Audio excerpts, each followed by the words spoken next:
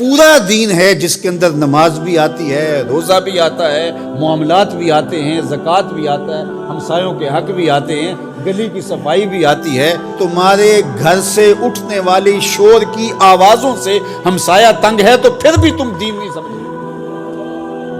جنت کی جو تعریف کی گئی ہے، مولوی صاحب تو اکثر حوروں کا ذکر کرتے ہیں، لیکن جنت کی تعریف میں ایک جملہ قرآن نے یہ بیان کیا، لا یسمعون فیہا لغوا ولا تاثیما۔ جنت ایسا خوبصورت مقام ہوگا جہاں آپ کو ایسی آواز سننے کو نہیں ملے گی جو تم سننا نہیں چاہتے۔ یہ ہے جنت، جو تمہاری طبیعت پہ شاک ہو، تمہارے کانوں پہ بوجھ ہو، تمہاری سماعتوں کے اوپر گراں گزرے۔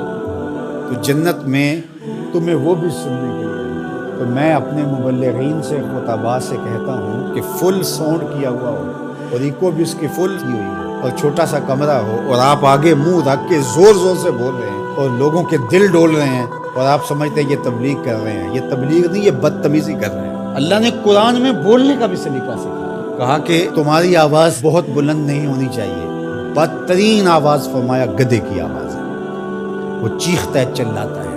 کبھی ضرورت کے تحت آپ بلند بولیں تو وہ امر آخر ہے۔ آپ نے دور تک لوگ ہیں اور آواز دینی ہے، یا جنگوں کے اندر رجز پڑے جاتے تھے، وہ ایک الگ بات ہے، لیکن عمومی طور آپ جب لوگوں سے ہم کلام ہو رہے ہیں تو آپ کی آواز لوگوں کے کانوں پہ شاک نہ گزرے، اذیت۔ بعض اوقات خطیب حضرات جب چپ ہوتے ہیں تو ایسے جیسے سکون مل رہا ہوتا ہے، اور جب بول رہے ہوتے ہیں جس تک قیامت توڑ رہے ہوتے ہیں۔ تو یہ کیا ہے؟ جنت کی یہ تعریف ہے، لا یسمعون فیہا لغو، اس میں لغو بات سننے کو نہیں ملے گی۔ تو یار پوری زندگی کو، پوری دنیا کو جنت نہیں بنا سکتے، مسجد کوئی بنا دو جو ہے ہی جنت کا ٹکڑا ہے، ریاض الجنہ اس کو کہا گیا۔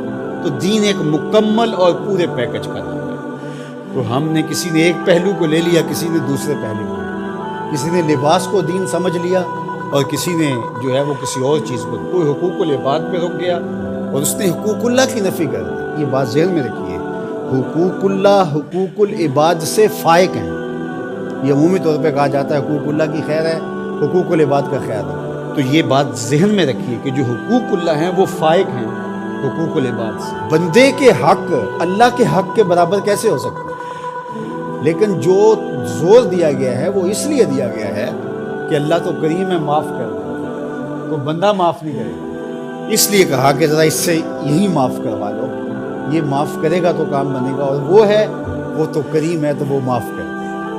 تو اس کا یہ مطلب نہیں نکلتا کہ اس کے حق کوئی کمزور ہے، اس کے حق بندے سے فائق ہے، اوپر ہے۔ تو اس لیے یہ بات ذہن میں رکھیے کہ دین ایک مکمل، کامل، اکمل اور پورا پیکج ہے جس کے اندر سارے